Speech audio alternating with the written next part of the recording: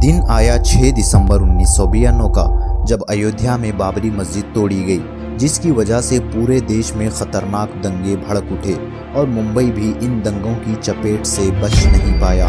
इन दंगों में सबसे ज्यादा नुकसान स्लम एरिया में रहने वाले गरीब मुसलमानों को हुआ। इस इंसिडेंट के ठीक 2 महीने बाद मुंबई में 1-2 नहीं बल्कि 12 बम ब्लास्ट ने पूरे मुल्क को हैरान कर दिया और इसका मास्टरमाइंड कोई और नहीं बल्कि दाऊद इब्राहिम था। दाऊद के मुताबिक उसने मुंबई में मरने वाले मुसलमानों का बदला लिया था। दोस्तों, पिछले वीडियो में आपने जाना कि कैसे मुंबई में अंडरवर्ल्ड की शुरुआत हुई, कैसे करीम लाला, हाजी मस्तान और वर्धा राजन मुदालियार जैसे अंडरवर्ल्ड की बड़ी बड़ी हस्तियां एक एक करके मैदान से उखड़ चुके थे और तीनों का सफाया करने में सबसे बड़ा हाथ दाऊद इब्राहिम का था। अगर अभी तक आपने इस वीडियो का पार्ट 1 नहीं देखा है तो आप आई बटन पर क्लिक करके उस वीडियो को देख सकते हैं। 1940 से 50 के वक्त में जिस अंडरवर्ल्ड ने अंगड़ाई लेनी शुरू की, तब इलीगल गोल्ड और शराब की तस्करी वगैरह से उनकी शुरुआत हुई और उसका मेन मोटिव ये था कि कैसे ज़्यादा से ज़्यादा पैसा कमाया जाए।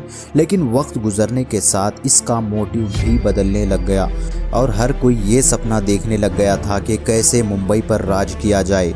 एक वक्त ऐसा भी आया जब मुंबई की गद्दी को हासिल करने के लिए ये माफिया डॉन्स कुछ भी कर गुजरने को तैयार थे और हाल ही में मुंबई माफिया में एंट्री करने वाला दाऊद इब्राहिम कसकर पुलिस की मदद से दूसरे जाने माने डॉन्स का सफाया कर चुका था। जिस दाऊद को पुलिस वाले हल्के में ले रहे थे, वही दाऊद आज पुलिस के गले की हड्डी बन चुका था। और एक वक्त ऐसा भी आया जब दाऊद हर किसी की पहुंच से दूर हो चुका था। लेकिन हर चीज़ का एक ना एक दिन एंड ज़रूर होता है और लोगों ने वो दिन भी देखा जब दाऊद को मुंबई से भागना पड़ा। दोस्तों, मुंबई अंडरवर्ल्ड के ख़त्म होने के पीछे मल्टीपल रीज़न्स हैं। पहला ये कि खुद ये डॉन्स मुंबई को कंट्रोल करने के लिए एक दूसरे की जान के दुश्मन बन गए, जिसकी वजह से कई माफिया गैंग वॉर्स में मारे गए। दूसरा ये कि इन माफिया में हिंदू मुस्लिम साथ मिलकर काम किया करते थे, लेकिन कम्युनल राइट्स की वजह से आगे जाकर ये डॉन्स भी रिलीजियस बेसिस पर बढ़ गए। इसके अलावा मुंबई अंडरवर्ल्ड के डाउनफॉल का ये भी रीज़न था कि इनका main source of income gold smuggling और इलीगल शराब की तस्करी से हो जाता था। लेकिन लेट 90s में इंट्रोड्यूस होने वाले LPG रिफॉर्म्स की वजह से स्मगलिंग और शराब के धंधे पर बहुत ज़्यादा फ़र्क पड़ा। जो सामान अंडरवर्ल्ड से जुड़े लोगों के ज़रिए इंडिया आता, आम जनता को उसको बहुत ही ज़्यादा कीमतों में बेचा जाता और बाद में उसी सामान के लीगलाइज होने के बाद गवर्नमेंट उस सामान को काफ़ी कम कीमतों में लोगों तक पहुंचाने लगी। इसी तरह शराब के साथ भी हुआ, यानी अब शराब भी लीगल हो चुकी थी, जिसकी वजह से मुंबई अंडरवर्ल्ड का फाइनेंशियल स्ट्रक्चर भी कमज़ोर पड़ने लग गया और अपनी फाइनेंशियल नीड्स को कंप्लीट करने के लिए मुंबई अंडरवर्ल्ड ग्राउंड लेवल पर और भी ज़्यादा एग्रेशन के साथ काम करने लगी। यानी इस वक्त मुंबई में कोई ऐसा अमीर इंसान ना बचा जिसके पास धमकी भरे कॉल्स ना आए हों। मुंबई में एक्सटॉर्शन, मर्डर, किडनैपिंग के केसेस में बहुत ज़्यादा उछाल पैदा हुआ, जिसकी वजह से एक दिन में 30 से ज़्यादा एक्सटॉर्शन की कंप्लेंट्स पुलिस स्टेशन में आने लगी।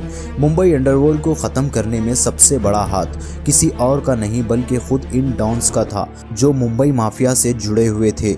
गैंगवार्स और आपसी झगड़ों के चलते अंडरवर्ल्ड से जुड़े दर्जनों लोग मारे गए। 1986 आते आते दाऊद पर काफ़ी ज़्यादा प्रेशर बढ़ चुका था, क्योंकि गैंगवार्स की वजह से दाऊद को पुलिस का डर था और किसी भी वक्त दाऊद के दरवाजे पर पुलिस की दस्तक हो सकती थी।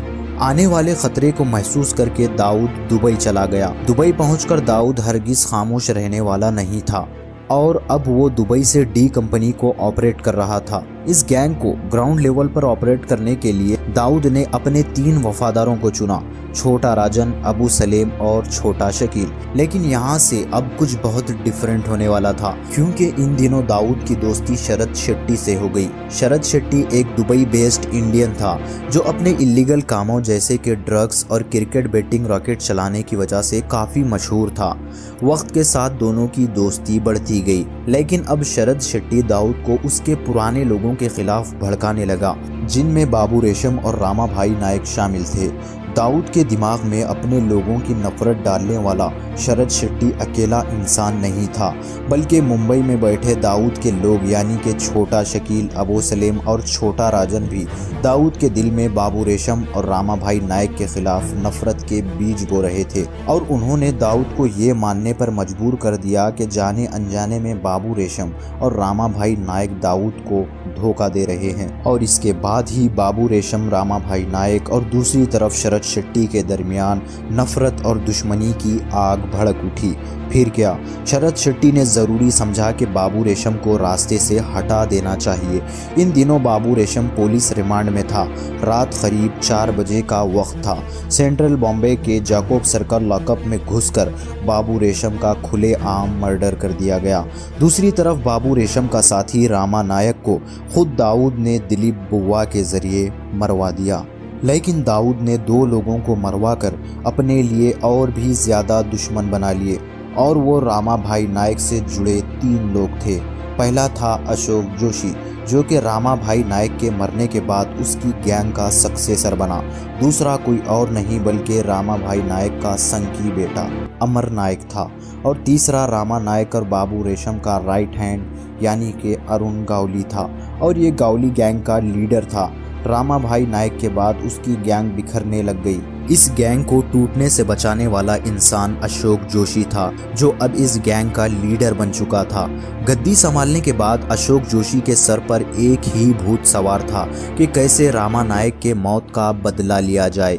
अशोक जोशी ने अरुण गावली के साथ मिलकर दाऊद से बदला लेने का प्लान बनाया, क्योंकि अरुण गावली भी तो रामा भाई नायक का खास आदमी था। इन लोगों को जिस मौके का इंतज़ार था वो मिल गया, यानी कि दाऊद के अकाउंटेंट सतीश राजे को दिन दहाड़े गोलियों से छलनी कर दिया गया। फिर से सेम स्टोरी रिपीट होने वाली थी, यानी कि बदला। दाऊद इस मर्डर पर हरगिज़ भी चुप रहने वाला नहीं था, और दाऊद ने अशोक जोशी से बदला लेने के लिए किसी और को नहीं बल्कि खुद अशोक जोशी के ख़ास आदमी अनिल परब को चुना।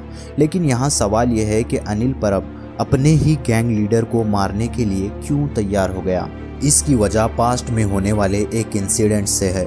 एक दिन अनिल परब ने मोहल्ले की लड़की के साथ छेड़छाड़ की। जब जोशी को इस बात की खबर पहुंची तो जोशी ने उसे सबके सामने बुरी तरह पीट दिया, और अनिल परब अपनी इस बेइज्जती को बर्दाश्त नहीं कर पाया, और वो अंदर ही अंदर अपने मालिक का दुश्मन बन गया। और इसी गुस्से का फ़ायदा उठाया दाऊद ने। अनिल ने छोटा राजन के साथ मिलकर जोशी का मर्डर प्लान किया। 4 दिसंबर 1988 को जब जोशी अपने लोगों के साथ पुणे के लिए निकला, अनिल परब ने दाऊद के लोगों के साथ मिलकर जोशी को चलती कार में गोलियों से भून दिया। जोशी के मरने का सबसे ज़्यादा गुस्सा अरुण गावली को था, क्योंकि जोशी अरुण गावली का बिजनेस पार्टनर और रामा नायक गैंग का इकलौता वारिस था। उनकी गैंग कमज़ोर पड़ रही थी, और अपनी गैंग की इमेज को बरकरार रखने के लिए गावली को कुछ तो करना था। और अरुण गावली ने निशाना बनाया दाऊद के हवाला हैंडलर महेंद्र चौरासिया को। और फिर यहाँ से दोनों के दरमियान एक दूसरे से बदला लेने का कभी ना ख़त्म होने वाला सिलसिला शुरू हो गया। और अब की बार कोई और नहीं बल्कि अरुण गावली का भाई किशोर गावली दाऊद के गुस्से का निशाना बना। अरुण गावली ने अपने भाई के खून का बदला दाऊद के 2 आदमी राजी मेहंदी और लंबू अमीर को मार कर लिया। दोस्तों, रामा नायक का बेटा अमर नायक एक तेज दिमाग का इंसान था, और उस वक्त ये बापट गैंग को चला रहा था। बापट गैंग भी उस वक्त काफ़ी मशहूर हो चुकी थी। दूसरी तरफ मुंबई अंडरवर्ल्ड का एक जाना माना शख्स माया डोलास भी काफ़ी चर्चा में था, क्योंकि माया डोलास और अमर नायक अगरचे के 2 अलग गैंग से बिलोंग करते थे, फिर भी दोनों की आपस में बिल्कुल भी नहीं बनती थी। वहीं दूसरी तरफ माया डोलास अरुण गावली का एक ख़ास दोस्त था। ऐसे वक्त में अरुण गावली ने दाऊद जैसे दुश्मन से निपटने के लिए अमर नायक की तरफ दोस्ती का हाथ बढ़ाया। तब अमर नायक ने दोस्ती के लिए एक शर्त रखी कि माया डोलास को वो उसके हवाले कर दे। फिर जो कुछ हुआ वो चौंका देने वाला था, क्योंकि अरुण गावली ने अमर नायक की ये शर्त मान ली। यानी अपने ही बंदे का सौदा। क्योंकि माया डोलास अभी तक अरुण गावली गैंग का मेंबर था, लेकिन जब उसे इस खुफिया डील के बारे में पता चला कि अरुण गावली ने उसके साथ धोखा किया है, तब वो अपने आप को गावली गैंग से अलग कर लिया और सीधा जाकर मिला दाऊद के खास दिलीप बुआ से और दाऊद की गैंग का वफादार बन गया। उसी वक्त की बात है जब अरुण गावली गैंग का एक मेंबर दयानंद पुजारी ने दाऊद के brother in law Ismail Parkar का मर्डर कर दिया। दोस्तों, आपके जहन में भी सवाल आ रहा होगा कि इस्माइल पार्कर तो गैंग वॉर्स का हिस्सा नहीं था, तो फिर उसे क्यों मारा? क्योंकि वो दाऊद इब्राहिम का रिलेटिव था और ये वही इस्माइल पार्कर था जो दाऊद की बहन हसीना पार्कर का हस्बैंड था, और यही वजह काफ़ी थी उसको मारने के लिए। अब अरुण गावली से बदला लेने की जिम्मेदारी दाऊद ने अपने खास बंदे छोटा राजन को दे दी, लेकिन बदकिस्मती से छोटा राजन बदला लेने में नाकाम हो गया, जिसकी वजह से दाऊद ने अपने सारे काम छोटा राजन से लेकर छोटा शकील और अबू सलेम को दे दिए।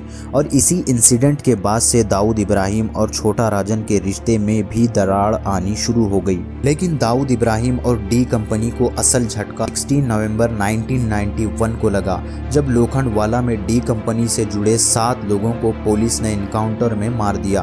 दोस्तों, हुआ कुछ यूं कि 16 नवंबर को एटीएस को एक एनोनिमस कॉल आया और बताया गया कि दिलीप बुआ माया डोलास अपने साथियों के साथ लोखंडवाला की स्वाति बिल्डिंग में मौजूद है।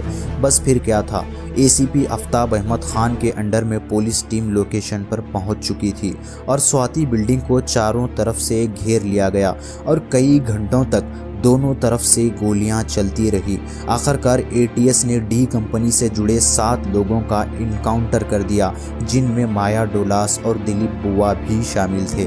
दिन आया 6 दिसंबर 1992 का, जब अयोध्या में बाबरी मस्जिद को इलीगली शहीद कर दिया गया, जिसकी वजह से पूरे देश में भयानक दंगे भड़क उठे और मुंबई भी इन दंगों की चपेट से बच नहीं पाया। 1 महीने से ज़्यादा चलने वाले इन दंगों में बहुत सारे लोग अपनी जान गंवा बैठे और इन दंगों में सबसे ज़्यादा नुकसान स्लम एरिया में रहने वाले गरीब लोगों का हुआ था, जिनमें एक बड़ी तादाद मुसलमानों की थी। और इन दंगों के बाद मुंबई अंडरवर्ल्ड में एक कम्युनल एंगल भी पैदा हो गया। इससे पहले मुंबई अंडरवर्ल्ड में कभी रिलीजन को लेकर झगड़ा नहीं हुआ था, क्योंकि कई सारे हिंदू मुस्लिम के अंडर और कई सारे मुसलमान हिंदू गैंगस्टर के साथ मिलकर काम किया करते थे।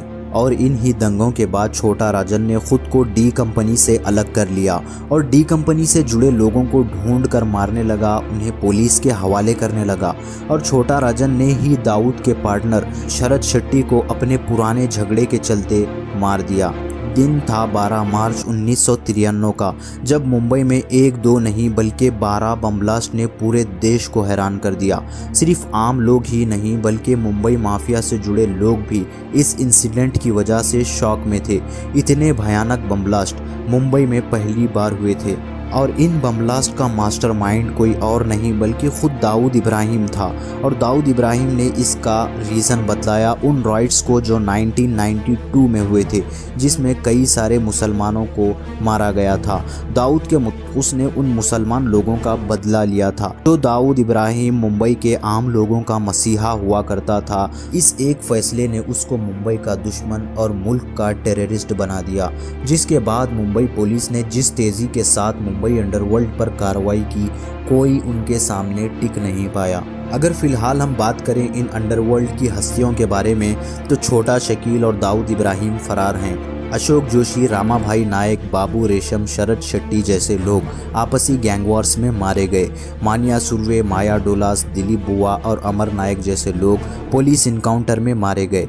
और अबू सलेम, छोटा राजन, अरुण गावली, अनिल परब अभी भी जेल की सलाखों के पीछे कैद हैं। दोस्तों, कई सालों से चल रहे मुंबई अंडरवर्ल्ड को घुटनों पर लाने में इस वक्त के मुंबई पुलिस का बहुत बड़ा किरदार है। और उस वक्त के मुंबई पुलिस को इनकाउंटर स्पेशलिस्ट भी कहा जाता है, क्योंकि उस वक्त के पुलिस ने कई सारे माफियाज का इनकाउंटर किया था। इस स्क्वाड ने अपने वक्त में 500 से ज़्यादा गैंगस्टर को ख़त्म किया और 2005 आने तक मुंबई से अंडरवर्ल्ड का सफाया हो गया, जिसने कई सालों से मुंबई को जकड़ रखा था। दोस्तों, अगर वीडियो पसंद आए तो लाइक और शेयर ज़रूर करें। अगर अभी तक आपने इस चैनल को सब्सक्राइब नहीं किया है तो ज़रूर सब्सक्राइब कर लें। जल्द ही मिलते हैं एक और इंटरेस्टिंग वीडियो के साथ।